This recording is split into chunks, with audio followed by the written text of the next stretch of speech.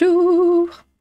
Un individu serait à l'origine d'une arnaque avec 114 fausses crypto-monnaies. Alors, la question tout de suite, est-ce que vous avez des crypto-monnaies? Est-ce que vous avez investi dans des crypto-monnaies? Si oui, n'hésitez pas à en parler dans les commentaires. Personnellement, je ne comprends strictement rien aux crypto-monnaies. Pour moi, ce ne sont que des arnaques. Donc bon. Le hacker a créé 114 fausses crypto-monnaies dans le cadre d'une arnaque, voilà, c'est bien ce que je disais, bien orchestrée. Il aurait dérobé au moins 606 000 $ à ses victimes. Une escroquerie de plus dans l'univers des crypto-monnaies. Au cours des 45 derniers jours, un individu a créé 114 meme coins frauduleux afin de faire tomber ses cibles dans un rug pull. Je ne sais pas ce que c'est. Ce type de vol de crypto-monnaie permet à une personne malveillante de se financer par l'émission d'une crypto avant de disparaître des radars. J'ai vraiment une très mauvaise image, personnellement, hein, des crypto-monnaies.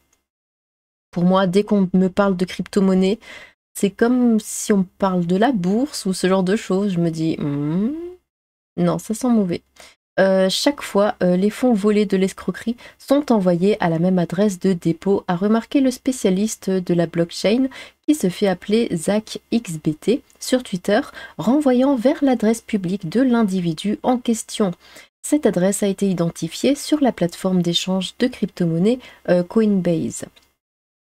Pour rappel, les meme coins sont des crypto-monnaies provenant principalement de mèmes populaires sur Internet.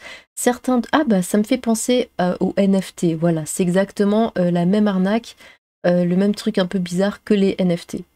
Pareil, si on me parle de NFT, je fuis. Certains de ces jetons ont réussi à gagner en popularité, à l'instar du Dogecoin, crypto-monnaie favorite du patron de Twitter, Elon Musk.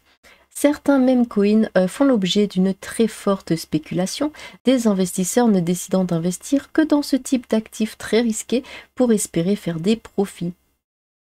Dans le cas présent, de quel type d'arnaque s'agit-il? Dans un premier temps, une adresse crypto est approvisionnée en Ether, puis en smart contract, et créée pour un token qui servira à l'arnaque, explique le média spécialisé Cryptost. Je n'ai rien compris. Qu'est-ce qu'un Ether? Qu'est-ce qu'un smart contract et qu'est-ce qu'un token? Je ne sais pas, je suis complètement dépassée. Plus tard, ce token sera ouvert au trading notamment par le biais de l'ouverture d'une pool de liquidité. Qu'est-ce que c'est pool? Dans laquelle des fonds seront déposés. Ensuite, l'adresse en question renonce à la propriété du smart contract, puis finit par retirer toute sa liquidité au bout de plusieurs jours pour envoyer le tout sur l'adresse servant de plaque tournante Pelir. 606 000 $. À ce stade de l'enquête, ZachXBT n'est pas en mesure de donner le montant précis d'argent volé, l'individu à l'origine de cette arnaque ayant engagé ses fonds propres pour manipuler ses victimes, compliquant le calcul des bénéfices. Ce sont plus de 318,4 Ethers qui ont été envoyés vers Coinbase pour une valeur de 605 880 $, mais pour les raisons invoquées, le bénéfice mal acquis et difficilement estimable, pointe tout de même Cryptost. En l'espace de quelques années, ZachXBT s'est fait un nom au sein de l'écosystème crypto en révélant de nombreuses escroqueries. Ah donc, il met en lumière des escroqueries, mais il en fait lui-même. Ok, par exemple, au mois d'octobre, ce dernier a aidé la police quand même parisienne à retrouver la trace de 5 individus ayant récupéré la propriété de NFT, jetons non fongibles très prisés, dont les Bored Ape. Je ne sais pas ce que c'est non plus. Bien finalement, je n'ai rien compris, hein, donc si vous avez compris quelque chose, n'hésitez pas à l'expliquer dans les commentaires.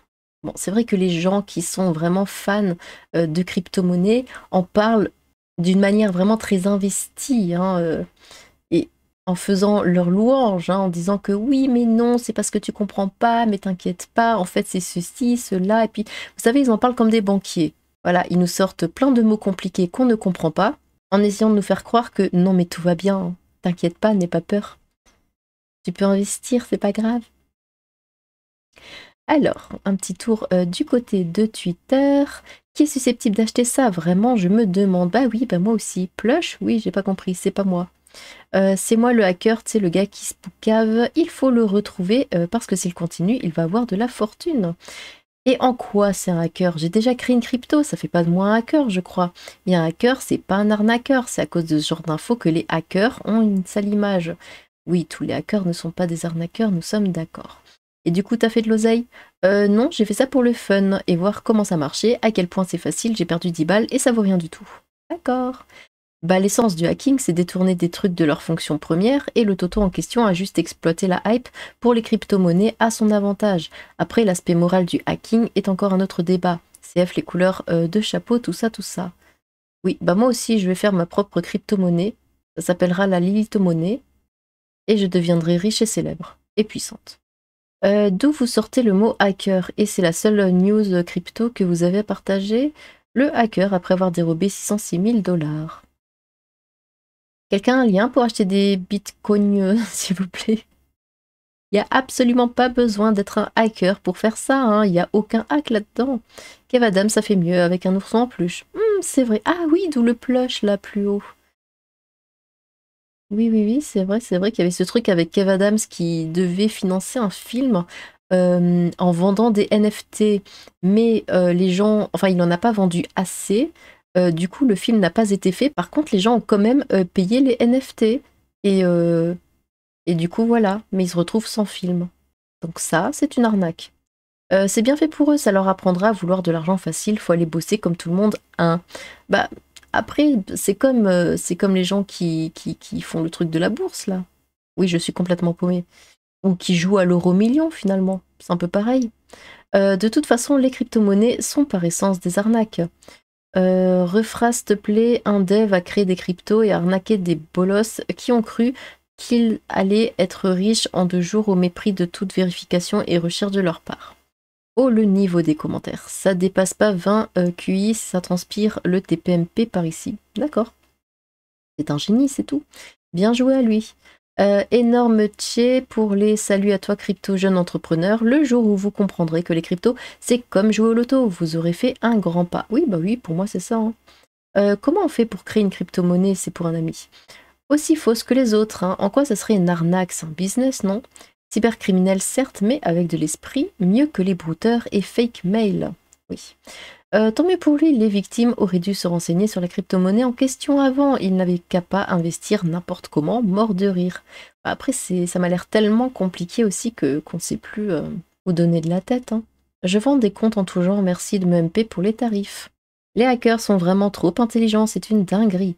Un hacker a fait comme pour toutes les autres monnaies virtuelles, mais ça a duré moins longtemps. D'ailleurs, bon, la crypto-monnaie la plus connue, c'est le Bitcoin, c'est ça, Bitcoin, je sais pas quoi. Ça vaut pas, c'est pas un Bitcoin qui vaut 1 million ou un truc comme ça, alors qu'au tout début, ça valait pas grand-chose.